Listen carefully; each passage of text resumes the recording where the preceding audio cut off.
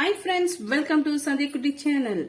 இன்னைக்கு நம்ம சேனல் மூலமா ஒரு சூப்பரான பேச்சுலருக்கு ஈஸியான முறையில ஒரு சூப்பரான ரெசிபி பார்க்க போறேங்க. அது என்ன ரெசிபின்னு சொல்லிட்டு பார்க்கலாம். ஒரு கப் அளவுக்கு நான் அவல் எடுத்துக்கிறேன். சாதமே வேண்டாங்க.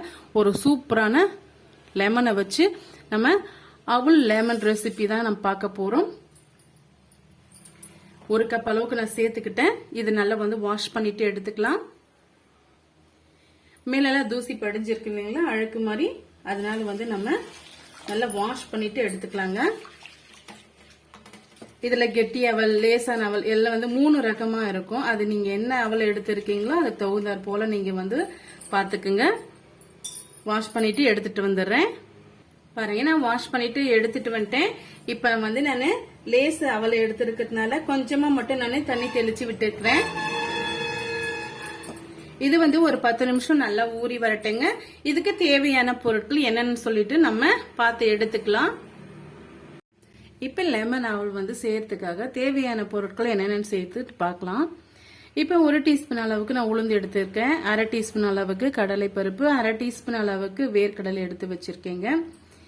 இப்ப நம்ம காரத்துக்கு ஏற்ப 2 பச்சை மிளகாய், 1 துண்டு இஞ்சி சின்ன பீஸ் நசுக்கி வச்சிருக்கேன். 2 பீஸ் வெள்ளை பூண்டு அதுவும் நசுக்கி வச்சிருக்குங்க. இல்ல நீங்க சின்ன சின்ன குட்டி குட்டி பீஸ்களை கட் பண்ணி எடுத்துக்கலாம். இது மாதிரி நசுக்கி எடுக்கும் போது ரொம்ப டேஸ்டியா இருக்கும். ஈஸியான மெத்தட்ல எப்படி செய்யுதுன்னு சொல்லிட்டு நம்ம பார்த்துட்டு இருக்கோங்க. 1 கொத்தக்கால் அளவுக்கு கருவேப்பிலை, ஃபிளேவருக்காக 2 வரமிளகாய் கட் பண்ணி வச்சிருக்கேன். வாசனைக்காக கொத்தமல்லி கொஞ்சமா எடுத்து வச்சிருக்கேங்க. வாங்க இப்போ எப்படி செய்யுதுன்னு பார்க்கலாம். பாருங்க, இப்போ ஒரு 10 நிமிஷம் ஆயிடுச்சு. அவள் நல்லா உதிரியா நல்லாவே ஊறி வந்திருக்கு பாருங்க.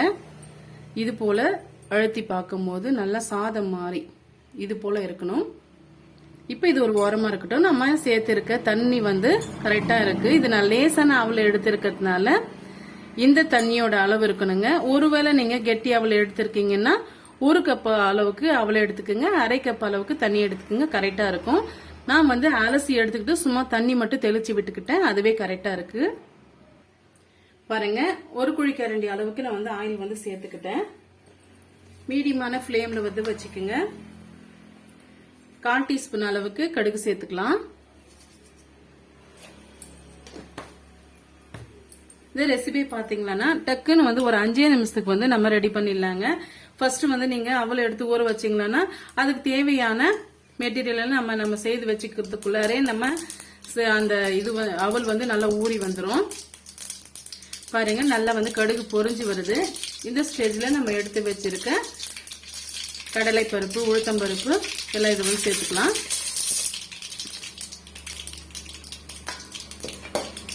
நல்லா கலர் சேஞ்ச் ஆயிட்டு வரட்டுங்க. பாருங்க, கலர் நல்லா சேஞ்ச் ஆயிட்டு வந்துடுச்சு. இப்ப நம்ம கட் பண்ணி வச்சிருக்க வரமிளகாவை சேர்த்துக்கலாம். கருவேப்பிலை, நம்ம எடுத்து வச்சிருக்க பச்சை மிளகாவை சேர்த்துக்கலாங்க.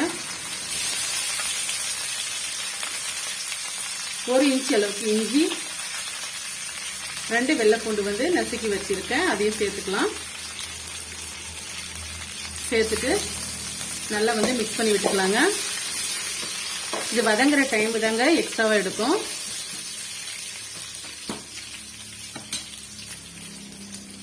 இப்போ இந்த ஸ்டேஜ்ல நம்ம மஞ்சத்தூள் சேர்த்துக்கலாம்.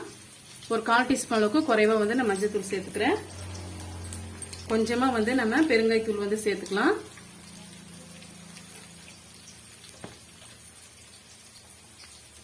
இந்த லெமன் அவல் செய்யறதுக்காக தேவையான அளவுக்கு உப்பு. பாருங்க, நல்லாவே கலர் சேஞ்ச் ஆயிட்டு வந்துடுச்சு. இந்த ஸ்டேஜ்ல ஒரு 1/2 லெமன் நான் பிழிஞ்சு வச்சிருக்கேன். புளிப்புக்கு ஏற்ற மாதிரி நீங்க லெமனை சேர்த்துக்குங்க.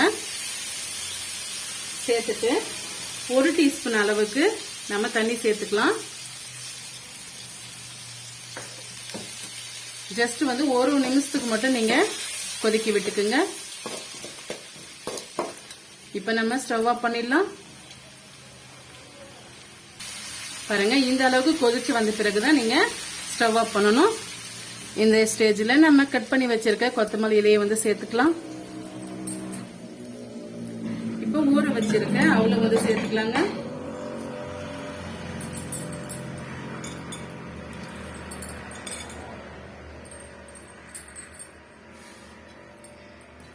இதை நீங்க டிஃபனுக்கும் யூஸ் பண்ணிக்கலாம், லஞ்ச் டைமுக்கும் யூஸ் பண்ணிக்கலாங்க.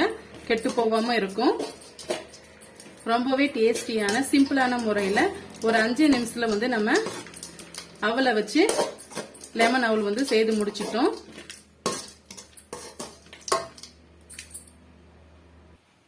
அவல் இருந்தாலே போதுங்க, டக்குன்னு வந்து இந்த ரெசிபியை செய்து முடிச்சிடலாம். இந்த ரெசிபி வந்து உங்களுக்கு பிடிக்கும்னு நினைக்கிறேன். பேச்சுலருக்கு ஈஸியான இந்த ரெசிபி பிடிச்சிருந்தா மறக்காம சந்திக்குட்டி சேனலுக்கு சப்ஸ்கிரைப் பண்ணுங்க, லைக் பண்ணுங்க, ஃப்ரெண்ட்ஸ் அண்ட் ஃபேமிலியோட ஷேர் பண்ணுங்க. தேங்க்யூ.